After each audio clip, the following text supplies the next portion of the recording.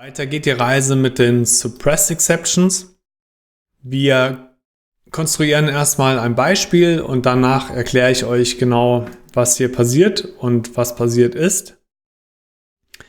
Kurz vorweg gesagt, als Information, die Suppressed Exceptions ist ja ein generelles Konzept, das in der Throwable-Klasse drin ist. Das können wir uns kurz angucken. Throwable hat die Suppressed Exceptions als Liste von Throwables und dann gibt es die Methode getSuppressed und addSuppressed Throwable und diese Methoden machen nichts anderes als dem Throwable an sich, also der Instanz dieser Klasse, weitere Throwables anzuhängen und diese angehängten über die addSuppressed Methode werden dann letztendlich in der Suppressed Exceptions gespeichert und dann suppressed heißt ja unterdrückt.